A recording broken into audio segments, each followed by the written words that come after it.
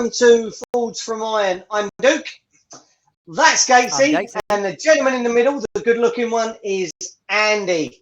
So this is the start of our new forever long series. We are going to take you through our favourite memories of the West Ham seasons, beginning 1985, 1986, right the way up to present day. So, as I say, it's a forever long series. This could be fun. Andy, how are you, mate? Yeah, I'm feeling good, mate. It's the end of the week. Long week at work, but looking forward to the Sunday game now after the... just looking forward to the Sunday's game, really, mate, to be honest. Listen, don't go too much into about that because we're doing the video tomorrow. So That's not about tomorrow. That's not about Sunday. Casey, what about you, mate? Your head seems to be filling up your camera there, mate. You seem to be a big old head in the screen. Well, what can I say? Yeah, I'm all good, mate. I've had a good week. Fantastic. Right, boys, talk to me. How do you think this new series is going to go? Obviously, we've been talking about it for a few weeks. It's been in the pipeline. We obviously wanted to get the tier series out of the way before we kicked into gear with this one. Andy, it was your little baby kind of thing. You kind of come to us with the idea. We put some flesh and bones on it. How do you think it's going to go? What was your idea behind coming up with it? It's mainly because where I was born in '91. No disrespect, I'm a little bit younger than you guys. So my first real memories really of West Ham was the 1999 to 2000 season, like that sort of time. My only real record of West Ham is watching highlights. So it's just everyone recognises different stuff of what season, what meant to them. Like I would say, like the 2000, for example, what my first game was. That would be my memory. But it's just nice to get other people's opinions, and like I said, it will be nice to invite someone on every now and again as well, so they can have their input as well. So yeah, the main is just like you said, the West Ham family is a great family, and it's just nice to get everyone's input. Yeah, I mean, when you came to me and Gatesy with it, Gatesy, I think you'll agree with me when I say we were kind of excited with the idea of going back and pretty much starting from what is essentially our best ever season in living memory. I won't say it's best ever league season. I won't say best ever season. Certainly, you've got to think. Obviously, there's FA Cup wins in there. There's the European Cup winners' cup win in our history as well. So I won't necessarily say it's the greatest in terms of achievements and trophy wise, but certainly in my lifetime, Gatesy's lifetime, it's certainly our greatest ever season. Obviously, this one's going to be running it a bloody good close second, if anything. So what we're going to do, guys, is we're going to each come up with three of our memorable matches from that season, shall I say. Be it wins, losses, league games, cup games, it doesn't really matter. And we're also going to come up with our own personal Hammer of the Year. Not necessarily the guy that was named Hammer of the Year at the end of the season, but ours. So, 1985-86, Gary Lineker signed for Everton from Leicester for a massive fee of £800,000. Now, gentlemen, tell me, Andy, 800 grand for Gary Lineker, you're having a laugh, and in this day and age, how much? Oh, he's probably the 80-90 million mark, at least. At least when you see the likes of what Haaland in the summer's probably going to go for, you're probably, I'm probably even going to say 100 to 110 million, probably, what in now money. And 800 grand, it's mad. It's mad. It is mad. Casey, your thoughts? Well, Gary Lineker was just a pure out-and-out goal scorer. There was not really much else he did, but what he did, he was excellent at. I mean, he was Golden Boot winner at the 86 World Cup, which obviously came after this season concluded, which then got him a mega money move relative to the time to Barcelona. He was not someone that was going to be doing too much in dropping deep, helping out the midfield or anything like that. He was just a pure and out poacher, goal getter. Anything in and around the 6-yard area, he came alive. And 9 times out of 10, he'd hit the back of the net. True. I mean, he's certainly one of my favourite strikers, especially for England. I remember watching the 1990 World Cup, and I remember his goal against Germany, the equaliser, and I just remember going absolutely mental over the goal. He was what you call an old school poacher, wasn't he? He didn't do a lot of his work outside the 18-yard box, but he did most of it inside the 6. So be interesting to see how he would fit in with today's football, because strikers are not really like that so much nowadays. They're expected to be more team players, getting involved in the build-up play and things like that. And Lineker wasn't like that. But you look at his goal-scoring record, and it was excellent. Moving on, another signing that would have sent shockwaves through the English game as time went on was a certain young 21-year-old leaving Greenwich Borough to sign for Crystal Palace. Was Iain Wright. Yes. Listen, when you look at things like that, and I know the Jamie Vardy story is quite a story in the grand scheme of things with regards to, he's only playing non-league football until, he kind of made that step up. You don't see it too often now where, the Division 1 sides will, or even top flight sides will go and buy someone from a local, a local team like that.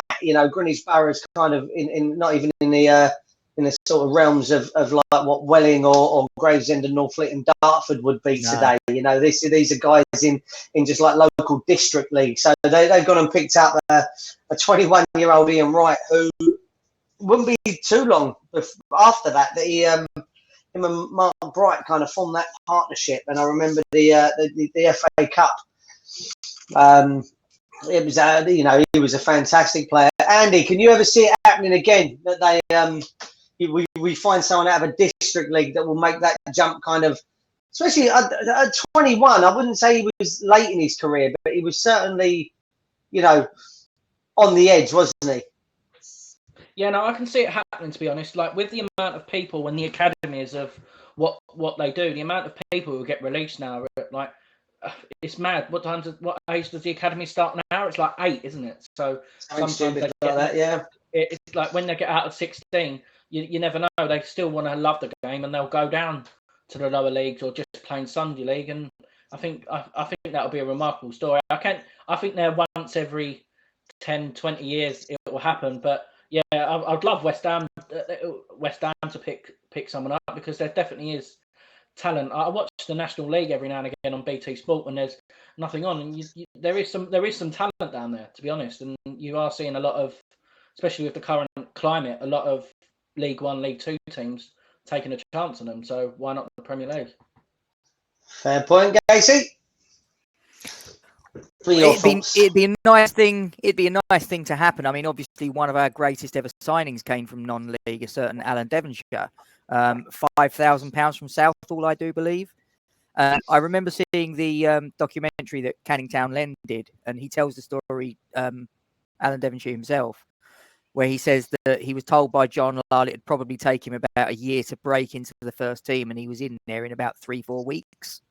It's a beautiful story when it happens. Unfortunately, it doesn't happen very often nowadays. I mean, you mentioned Iain Wright, and obviously the modern day equivalent, Jamie Vardy, but they're players that tend to come through maybe once in a generation. So it's not something that will happen terribly often. It might not happen again for quite some considerable time, but it's a nice thing, sort of like when you get that sort of rags to riches player that sort of comes through and makes a success of it in the big leagues. It's a beautiful thing. Yeah, I mean, I kind of backtracking on what I said, really. I mean, Andy kind of put it on the nose, really, that when you watch those lower leagues, and like you say, not necessarily coming straight out of the district, but certainly out of the conference and you know, like the north and south versions of those of that league. There are certainly some that are around there that may well kind of step up. And my third stat, I know you like your stats, Gatesy, so these are for you. Reading started that season with a then record 13 straight victories before they ended up dropping points for the first time. They're not, and again, you know, we kind of seen it this season with Manchester City. But Reading don't have that kind of, or wouldn't have had that kind of money back then to have even had those types of players. What do you reckon that kind of had? Like, what kind of response do you reckon teams had to come up against the Reading side, especially after 7, 8, 9 games? You know, it's without no disrespect, it was Reading. You know, without being rude and nasty or anything else, it was Reading. We can't do that. What's going on, Andy? Why can't we pull anything like that out of like a rabbit out of the hat? What's that all about? I think it's just why West Ham are doing so well this season. I think it's just togetherness and the belief and the tightness of the group and no bad egos. And I think a lot of teams now, if you notice, that's why the Championship, for example, is so competitive now. No one wants a draw no more. They'd rather win 2 and do you know what I mean, and lose 1 and stuff like that. I think that's what it was like back in the day. Like a few examples of the score. That's why the high scoring was so popular back then. I think everyone just wanted to attack each other at both ends. Yeah, Gatesy. I mean, they went on to win. They went on to win the old 3rd division with you know, on the back of those 13 wins. 94 points. Now, correct me if I'm wrong. That kind of numbers in that league. Obviously, they played 46 games back then. I know they still play a relatively large amount. Is it the same games that now in them lower leagues that they play now? Is it still 46? I believe it's 46. Yeah. I mean, 94 points is a big number when you consider how competitive those lower leagues are, aren't they? Really? Yeah, quite attritional. Usually, sort of like the 3rd and 4th tier. It's more blood and thunder than it is sort of skill and dexterity. So 94 points is a very good achievement, you got to say. One last one that I've just noticed as I've been looking. Walsall finished 6th that season, but they scored 90 goals in that season, and they finished 6th. 90 goals. They did, however, concede 64. So you know, I think they Leeds are your modern day Premier League equivalent of that side, aren't they? Really, they will go out and score a bucket, but unfortunately will concede quite a few. Right, Andy, we're going to start with you because this was your baby, this was your general idea. So I'm going to bring your list up here on big screen. I believe it's that one there. Talk us through, mate. I'll just put it on big screen for a minute, and then we'll take it down once you've got going. So talk us through your 3 games and why. Yeah. So this was a very hard for me. So I was quite fortunate. I purchased the season reviews from Cross Hammers. So that's what I was doing during lockdown. I started watching season by season and sort of doing analysis on how well they played. And the highlights were probably, on some games, probably averaging about 3 or 4 minutes. But from what I saw, these are the games what sprung to mind. So it was the FA Cup replay against Man United away from home, a nice 2-0 victory with Pike and Stewart getting the goals. That was just a real solid performance. I remember Phil Parkes making a very good couple of saves. It was just a very good performance. And back in the day, that was when Sir Alex was just sort of getting his mojo, so to speak, on Man United. So that's the highlight for me. Of course, I had to get a Tottenham result in there, as you even now. And I actually had the sound noise quite loud listening to that, even you can just tell what it even meant to the fans back then. And of course, it was magic duo of Tony Cottee and McAvenny getting the goals. And of course, I had to pick the Newcastle game that had a lot of controversy, and of course, it had a hat trick from Martin Allen. So it was amazing sort of game, end to end. And the unfortunate thing was letting a goal in. I'm sorry for my knowledge. If I do make a mistake, I do apologise. Like I said, I'm just watching highlights. So if I do miss anything, or like I said, if anyone wants to say, even from their memories, from their games, maybe some of our followers were actually there at the game. So that would be nice. And the most important thing was my hammer of the year, and that has to be Mr. Parks. From what I saw on the highlights, the reason why we finished where we were was mainly down to this man as well. What an achievement. And as you said, he's the big gentle giant, and I've met him a couple of times personally in the Legends Lounge. Very nice fella, and he actually mentioned the Newcastle game when I met him, and that was one of his highlighted games. So it's just an amazing to think of how football was played up, even the pitches. I know one of Gates's games. That wasn't a pitch. I think that would be more in the military for training, so to speak. So, but no, it's might just even be allowed for that, Miles. It was that bad. Yeah, no, definitely. And it's just an amazing achievement of what they've done. And I could have easily picked. We should have maybe done 5 of that season of the highlights, but this is just going from what I've watched, so it's a very I'm no disrespect, I'm going to hand over to Gatesy and Duke because they'll probably remember more of the history, but I'm very pleased on how it went. Just quickly, I just want to touch. Who did you say scored the hat trick against Newcastle? Martin. No, Allen. Alvin Martin. No, it wasn't. It was Alvin Martin, not Martin Allen. Before we end up with a certain gentleman jumping on and going.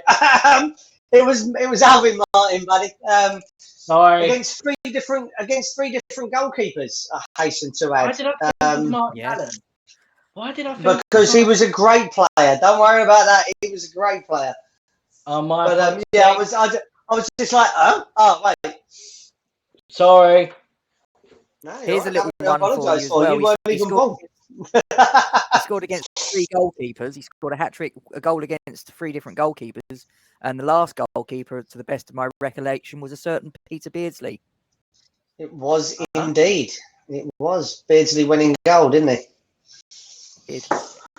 Gatesy, let's come over to yours. Obviously, you were in your mid-20s when this season took place. Of course I was. How old were you when this season took place, Gatesy? You were what? Probably 9? At the beginning of the season, I'd have been 9 going on 10. Yeah, so let's bring yours up. There you go. Yeah. Talk us through. Let us know why you picked these 3 games, mate. Well, I remember watching the Manchester United game on the big match. I go back that far. Brian Moore on commentary, and I believe it was David Cleat on co-coms. And we went 1-0 down. It was a Brian Robson goal, from what I remember. Captain Neville, the then England captain, who later went off in that match with a dislocated shoulder, which was something that he often suffered with throughout his career. Did he not do that for England as well? He did, didn't he? He did it in the World Cup later that year, at the end of that season. So we were 1-0 down. We equalised through Mark Ward, if I remember rightly. From memory, it was Devonshire who had the ball, and he laid it off to Mark Ward, who was running onto it, and he's just sort of like put his boot through the ball, and it's flown past Gary Bailey, who was in the Manchester United goal for the equaliser. And then the winner was a Tony Cottee goal. From memory, it was sort of like I think it was a bit of a defensive error, which Cottee just pounced on and swept the ball past Gary Bailey. Now, an interesting little thing about that was a bit of a turning point in the title race, because at that point, Manchester United were actually top of the table. And that was the first time that they had dropped off of the top of the table, which allowed Everton to go top. And Everton were the defending champions at that point. So, useless little bit of trivia for you. There you go. There you go. Then we move on to the second game that I've chosen. This is the game that Miles is referring to about the pitch. It was a 4-0 demolition of Chelsea at Stamford Bridge. I remember the first goal was a jinking run from deep, moving on towards goal by Alan Devonshire, who let go with a right footer, which went into the top corner. I think the goalkeeper from memory was Steve Francis. And we went in 1-0 at the break. And I'm trying to remember the scoring sequence. I'm fairly sure. I'm just trying to remember. I think Cotty got the next goal to make it 2-0 in the second half. He then scored again to make it 3-0, which you thought, wow, just sort of brilliant. And then McAvenny at the end on the volley, if I remember correctly, arrowed it into the top corner, 4-0, absolutely brilliant. And the pitch, it resembled something like Horse of the Year had been on it. It was an absolute ploughed field, and we were wearing our away kit at that point, which was obviously the white equivalent of the shirt that I'm wearing now. So that was that game. And then my final game of the three was the last home game of the season for us against Ipswich Town. Now, Ipswich Town at that point were fighting against relegation. And we got to half-time 0-0. And all I remember about Ipswich opened the scoring. It was a bit of a defensive howler from our captain, Alvin Martin, because at that season, although Billy Bonds was still at the club, he was out with, I believe it was a toe injury of all things, which basically kept him out for the entire season. But Alvin Martin made a little bit of a defensive howler, which let the Ipswich player in. And for the life of me, I can't remember the name of the Ipswich player that scored. But we went 1-0 down, and you're thinking, oh dear. Then I remember the equaliser being a 1-2 that was played with Alan Dickens, who let the ball fly past Paul Cooper, who was the goalkeeper for Ipswich Town. Yeah. Equaliser. And then the winner, if I remember correctly, it was Mark Ward, who was brought down on the edge of the box. The referee points to the spot, gives the penalty. Who steps up? The man who always did when we had a spot kick. Tonka, Ray Stewart. And, you know, the North Bank, I'm fairly sure, sucked that ball into the net just as much as Tonka sort of like smashed it past the goal. Levered it, yeah. 2-1. And although I wasn't there, I know from speaking to plenty of people that were, that put that, when people are asked about atmospheres at Upton Park, you know, what were the best atmospheres? Eintracht Frankfurt in the European Cup Winners' Cup in 76 is one game that's mentioned. The Ipswich game, this game is mentioned, along with others like the last game at Upton Park. So that sort of tells you the atmosphere that was generated at that particular moment in time, which, as I say, was our last game. Left us going into the last two games of the season, away to West Brom and away to Everton. Still in the hunt for the title. Obviously, we know what happened in those two games, and what happened in the games around us meant that we had to settle for third place. But we had just to sort of backtrack a little bit and just give people a little bit of context that maybe don't quite get what we achieved that season. Everton, who finished second, were the defending champions. Liverpool, who won it, went on to beat Everton as well in the FA Cup, so they did the League and Cup double. And in the season before this, so season 84-85, we only stayed up because we won 2 of our last 3 games. If it hadn't have been for that, we may well have actually got relegated the season before, and none of this would have happened.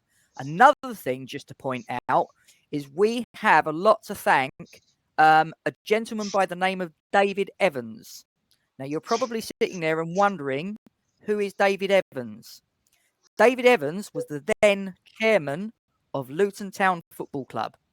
The story goes that Frank McAvenny went to Luton from St Mirren. He was going to sign for them by all accounts. And apparently, the chairman of Luton slapped him on the back of the head and said, "Welcome to Luton," which didn't go down too well with Macca.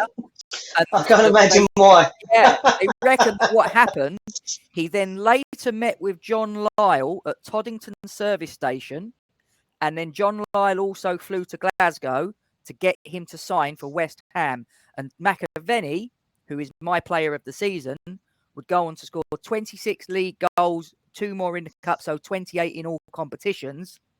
And again, was an absolute masterstroke. And here's another thing that not a lot of people may realise. Frank McAvenny was not bought as a striker. He was bought as an attacking midfielder. But when Paul Goddard got the injury in the first game of the season, which was a loss to Birmingham, John Lyle then put him up top with Tony Cottee, and they formed this magical partnership. So that our season was basically built on. Well, you know what? You've just kind of ruined my my opening one there with your little stats. So thank you so much.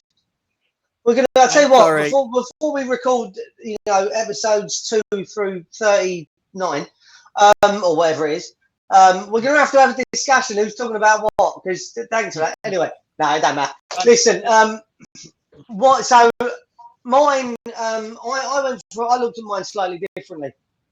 So. Obviously, you can see there, I started with, obviously, the opening game of the season being a 1-0 defeat to Birmingham. Now, like you said, Gatesy, the season before, we fought against, nearly got relegated. Yeah. Weren't looking good. You come in the first game of the season and you're losing your opening game, and a lot of the fans must have thought, and I don't talk for everyone because, obviously, I wasn't there. I can't, make them comments, but can only imagine people were thinking, here we go again, kind of thing. Yeah. That it was same old. Let's be honest. I can imagine that's what they were doing. No different really to us lot, and how we kind of, we saw last season finish the way it did, and a struggle against relegation last year, and we opened this season with quite a disappointing result against Newcastle. We were all forgiven for going, oh, for God's sake, here we go again, kind of thing. So, yeah, like you say, McAvenny actually started that game in midfield. And obviously the injury to Goddard actually saw him go up front with Cottee. And Cottee, that was actually Cottee's 3rd full season as a regular player, despite only being 21. So he started that season, it was his 3rd regular first team berth at the age of 21. And obviously, you go have a look at what they said. And bearing in mind that there was no TV deal for the first half of the season because of a thing between the Football League, as it was then, and ITV. So you mentioned the big match as one of your games against Man United, I think you said it was. That's the one. And that was one of the first ones, or one of the first set of fixtures that were shown back live on TV, just because of that debacle of a deal between ITV and the Football League. And John Lyle actually did come out and say, didn't he, that he had the best strike partnership in the league, but no one had a clue what they looked like, because apart from West Ham fans, obviously went to the ground because they weren't on TV. My second game is the same game that Andy mentioned earlier, was the Newcastle game. I hear stories of this game quite often. My dad was actually at the ground for this one. He was there, and he remembered seeing the hat trick being scored, and he loves to regale me every time we talk about West Ham that this is what he's done. He hasn't got Alzheimer's or anything, but it seems like he does at times. And he loves to tell me the story about the fact that Peter Beardsley was in goal. So yeah, he has great. He takes great pleasure in telling me. Sadly, I never went with him for this game, and I've never forgiven him. My first game was a number of years later, which we will probably cover as we go on. And then my final game is the Everton game, and obviously we know what happened really with regards to this, because a win of this one would have left us, would have given us a total of 87 points, put us a point behind Liverpool. Clear of Everton. Obviously, they went on and got the win. Was it 3-1? And it just, it was kind of heartbreaking. And you add to that with regards to the season, obviously because of incidences in Europe involving, English teams and English fans prior to that, meant all three clubs were excluded from Europe the following season, so we never got to play in the UEFA Cup, as it was known then, or the Europa League, as that's what it is now, isn't it, I suppose. So I think it was it Heysel, Rob, that was the issue there? It was, wasn't it? It was Juve European Liverpool Cup final. Yep. Yeah. The wall the wall that collapsed, wasn't it? Yeah. Yeah. I was only a kid then, so I kind of. You were in your late teens, and then my player of the year was old Shovelhands himself, as Andy mentioned earlier. Let's take that down. Andy mentioned earlier, old Parksy. He's definitely up there. I mean, my favourite goalkeeper is Ludo, and we'll discuss him more as obviously we go on, but. Parks runs him an incredibly close second. And the only reason I think it's Ludo is I remember more of Ludo than I do of Parksy, so. Same. But if I'm right in thinking, boys, was he not a world record for a goalkeeper when we bought him? Am I right in thinking? He was. Yep, £595,000 when we purchased him from Queen's Park Rangers in 1979. Yes. Oh, yeah, he had hands like shovels and still has. Let me point out.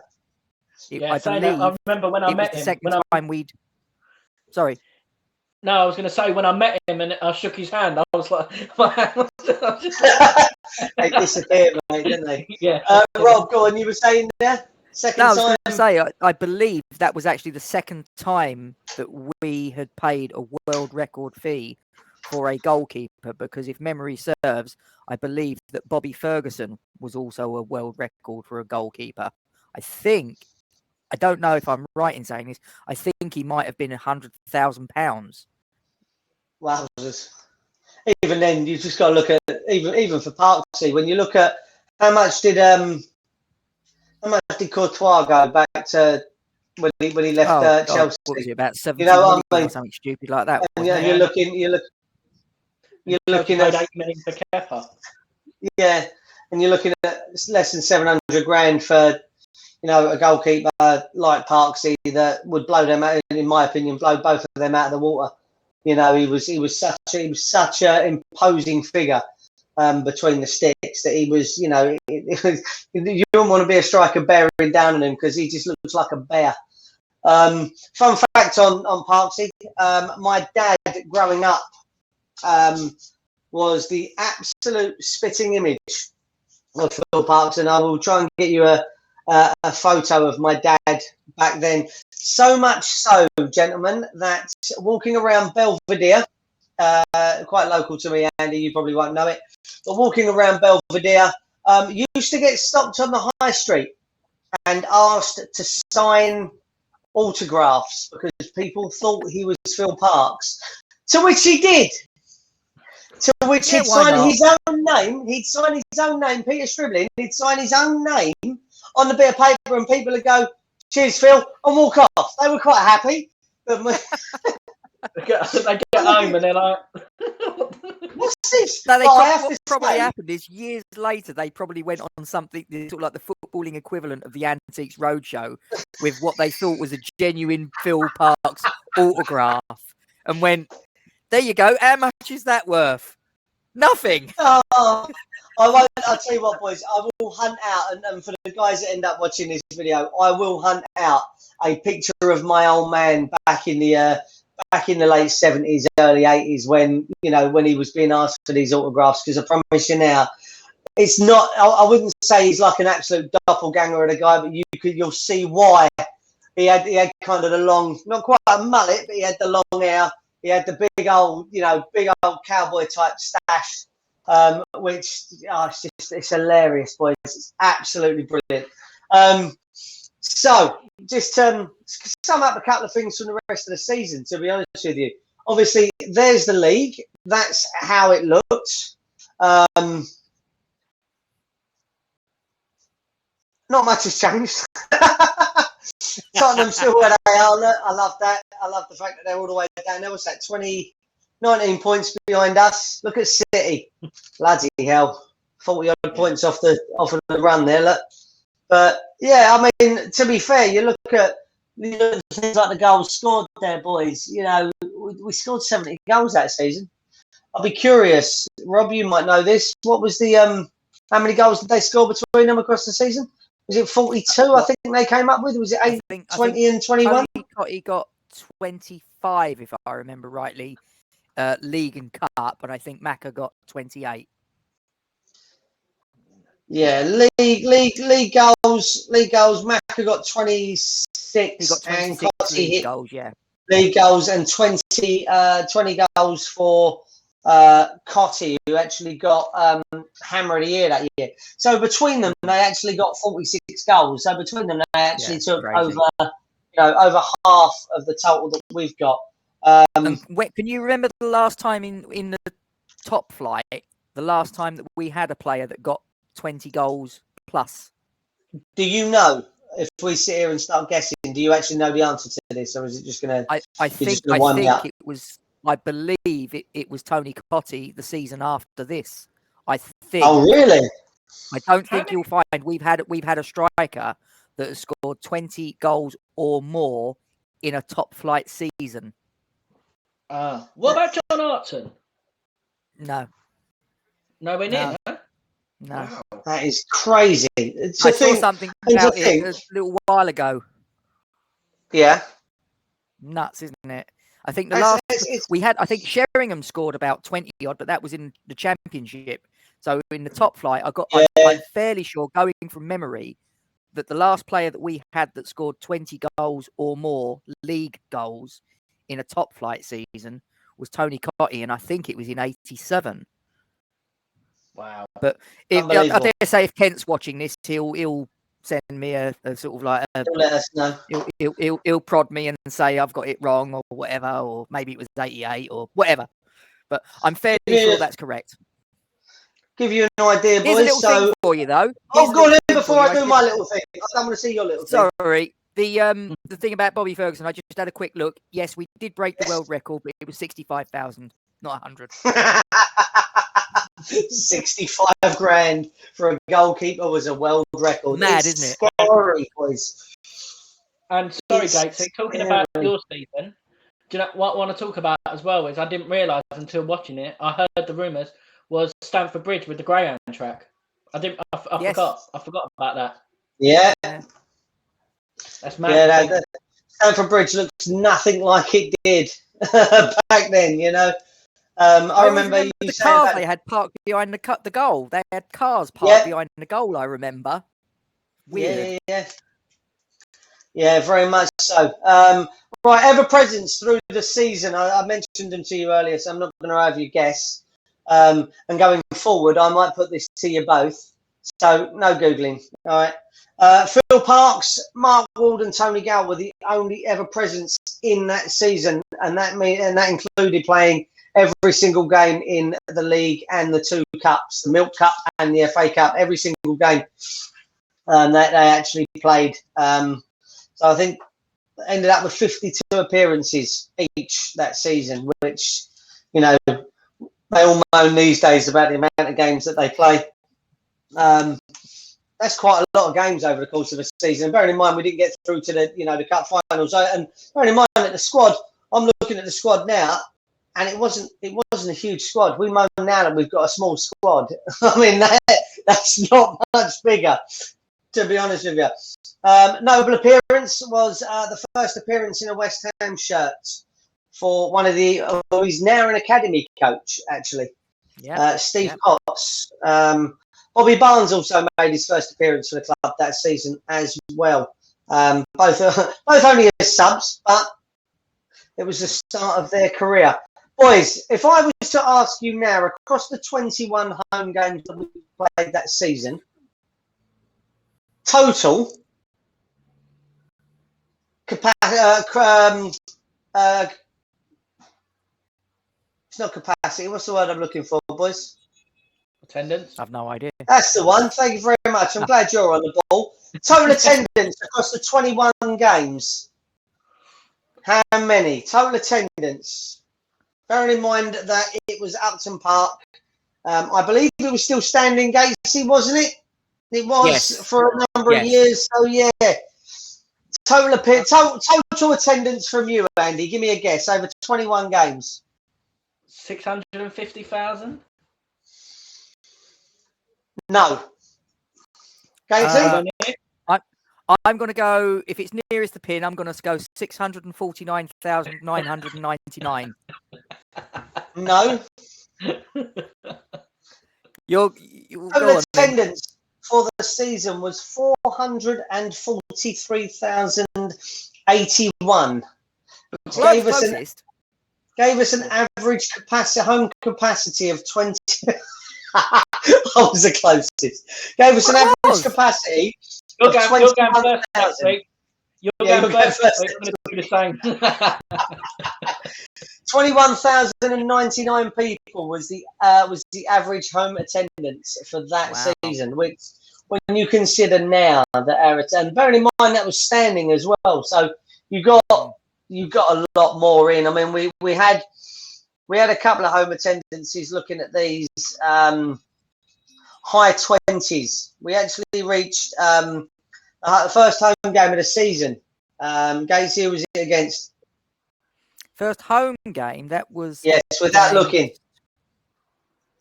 That was a draw. No, it was a win. 3-1 QPR. It was. Attendance was 15,500. Like I say, and then the final game of the season at home actually brought us in 31,000 against Ipswich. Yeah. So when you consider the two differences there, it's double. It's more than double what we had for that first game of the season. So it just shows you the amount of people that came back to the stadium with such a season. Boys, I'm going to wrap it up. Obviously, we want to try and keep these to roughly this sort of time as we go on. Gatesy, before I sign us out and take us out, do you want to do your thing, bring it up and do your bit there? Okay, right. Well, so for those of you that have stuck around to this little bit, I'm doing my usual shout out for Isla's Army. For those of you that don't know, Love Kaiten is a 6-year-old girl. She is suffering from neuroblastoma. This is a really rare and aggressive form of cancer that tends to afflict mainly children. And there is no treatment for this in this country on the NHS. So her family have got to put their entire life on hold, stop what they're doing, and cart their daughter, the poor little girl, stricken with this neuroblastoma cancer, to wherever it is that they can get the treatment to save her life. Now, this could be in Barcelona, this could be in the United States, could be anywhere. But wherever they've got to go, that's what they've got to do. Now, this is obviously going to cost a lot of money in terms of the treatment itself, the accommodation, day-to-day living costs, as well as paying for the bills that they still are going to have coming in the UK. So this is really, really expensive, a stressful time for the family, and let alone you're doing this all in the middle of this pandemic. So I ask you guys to just put yourself in the shoes of this family and just try and imagine the sort of turmoil that they're going through.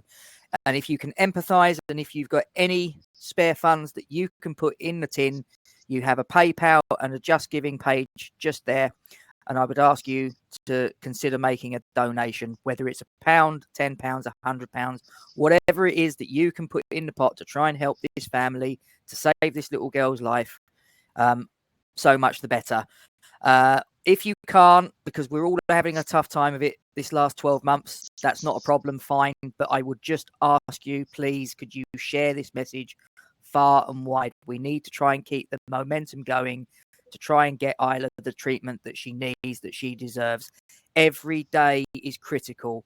Every day that goes past, the odds are getting ever stacked against this girl. We need to try and get this together, and we need to get it together now.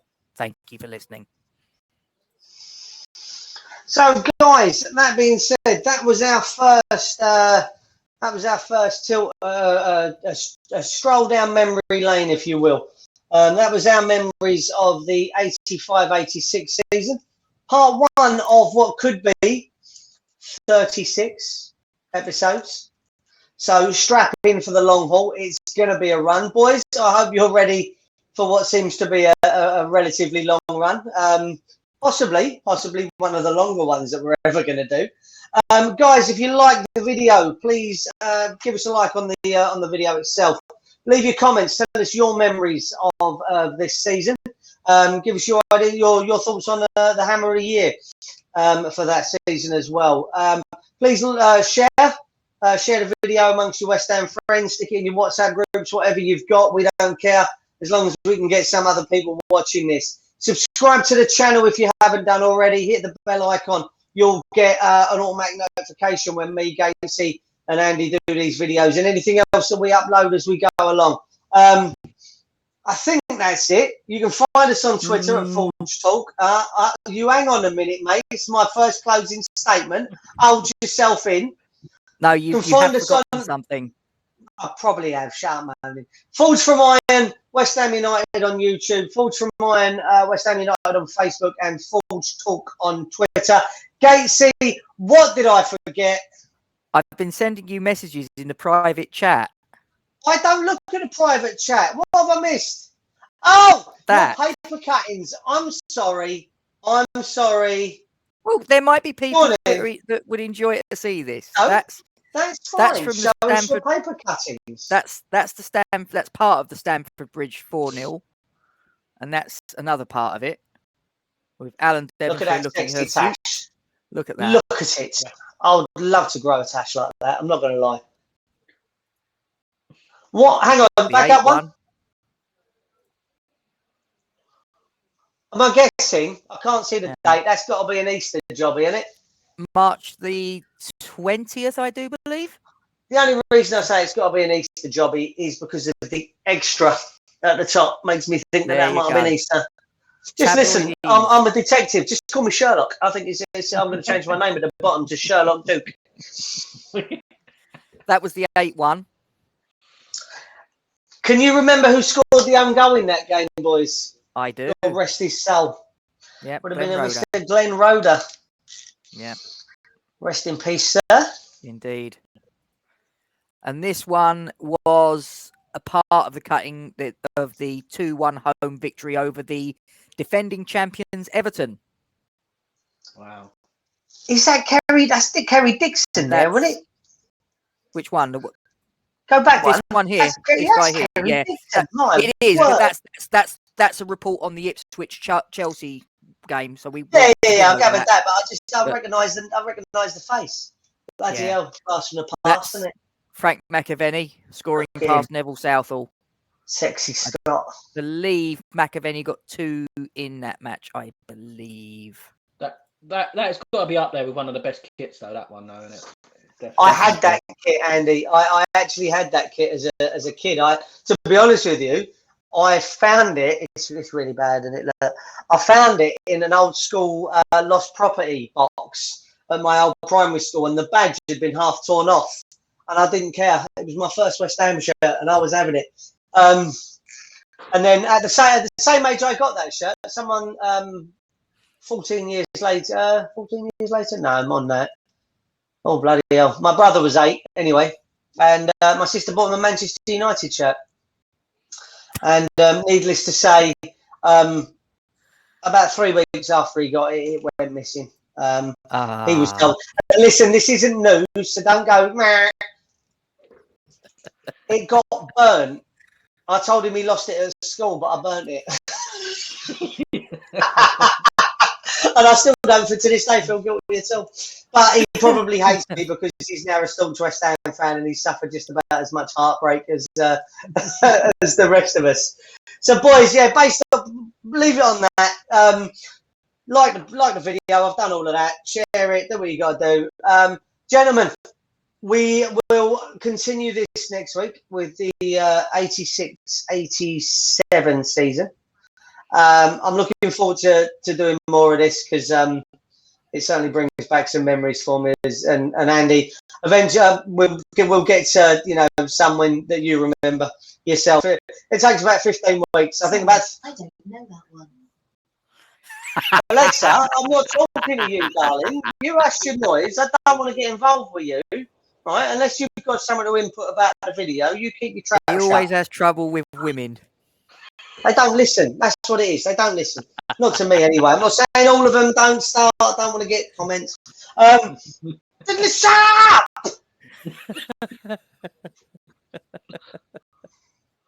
Such a professional outfit. See, now, if you'd have been sitting on your normal side, this wouldn't have happened. Oh, it would have done. You know it would have done. It's just what it is, isn't it? You know what? You can host next week. Gentlemen, I shall see you on the downside. We're not going to, Arsenal Sunday. Probably that'll be before this goes out, so you'll know the result by the time this video goes out. But only one more thing left to say, gentlemen, and that is, come on, you Irons! You irons. Take care, boys.